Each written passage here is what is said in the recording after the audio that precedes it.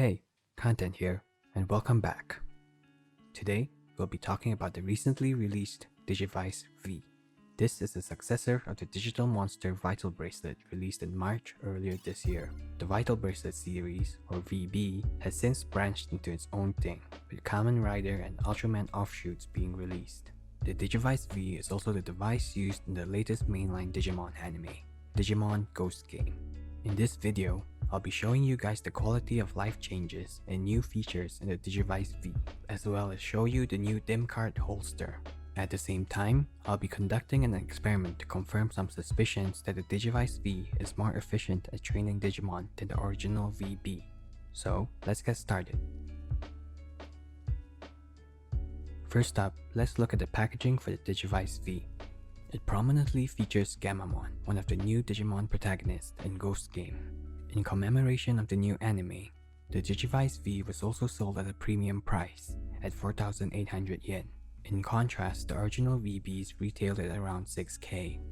Now, let's open up the package. On the top, we have the Gamamon DIM card.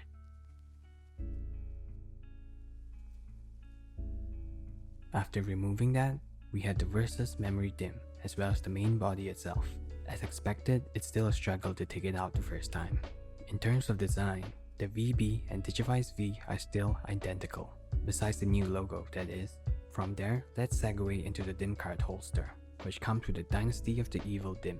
This is actually my favorite DIM released so far. In addition to the Gamamon DIM, I'll be using this one as well. The DIM card holster has a flashly lifeline design on it, and it's made of hard plastic. You can house up to 5 DIM cards inside, and honestly, I'm not really liking how the DIMs sit in the case. The angles are kinda wonky and it doesn't look that neat. In contrast, this is a case I got off Taobao, which displays them really neatly and houses 10 DIMs. Personally, I'll only be getting the holster for the exclusive DIM attached. Before we start loading up the DIMs, let's discuss some changes about DIM card linking.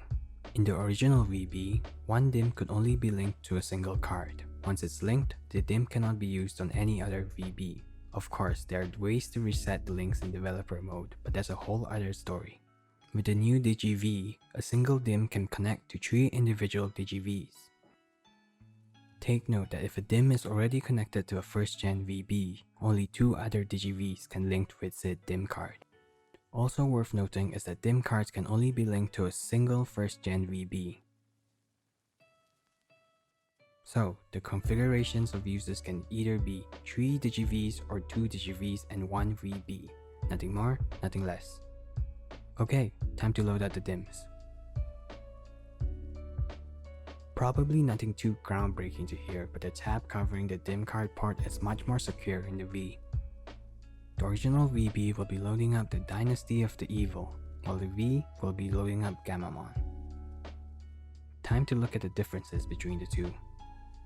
As you can see, on the V, all options in the menu are labeled in English now. Particularly, the storage icon, which used to be just a light bulb, is much more specific now, being a Digimon and a storage freezer. Other than that, the UI is basically the same. If you're wondering whether the Digivice V is compatible with the accounts used on your app, don't worry, you won't have to start again. Here, I transferred Kirimon from the Digiv to the app using the account I've always had. From there, I raised the 2 Digimons up till the rookie stage, and I realized that the V was gathering up vital points much more faster than the original VB. More on that in a bit. The most prominent new feature of the new Digivice V is the inclusion of a sleep mode. In the new V, your Digimon do not go to sleep on its own any longer. Instead, you will have to hold onto both the top and bottom buttons to allow it to enter sleep mode. The beauty of sleep mode is that the evolution timer is still running as it is asleep, but vital points are preserved. No more over or under training.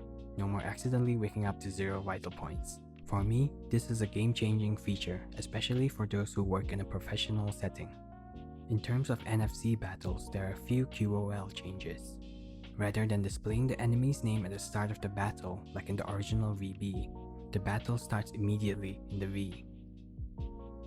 Ultimate skills are also casted much faster, with the character filling the screen for less time.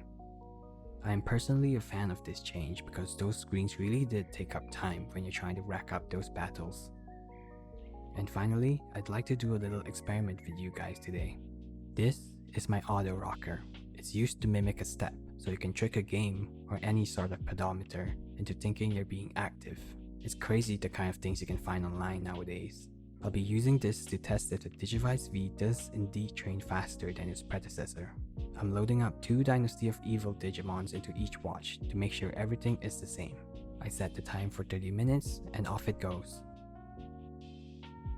30 minutes later, here are the results. The original Vital Bracelet racked up 56 vital points in 30 minutes. On the other hand, the V managed to rack up 248 points. So yeah, it really does train faster, a lot faster. And days after filming, the results proved consistent. A night of auto-rocking will usually net me around 1000 vital points on the VB, but with the new Digi-V, it raised a healthy 5000. And that's about it. Those are all the features in the new Digi-V. I hope this helped you figure out whether investing in the Digi-V is worth it. If you found this video insightful or helpful, you know what to do. How are you guys enjoying Ghost Game, by the way? The concept of Digimon being thought of as ghosts isn't really that far-fetched, so I've been liking how they've been tackling adding a horror element into Digimon.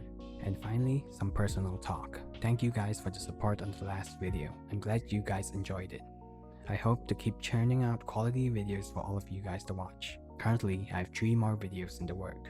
The follow-up to the Tamagotchi Smart, a video on the portable RPG, Dice Great Adventure Portable Adventure, and a video essay, which will be a huge departure from what I've been posting. I hope you guys will stick around for that. Hope to see you guys back here again soon.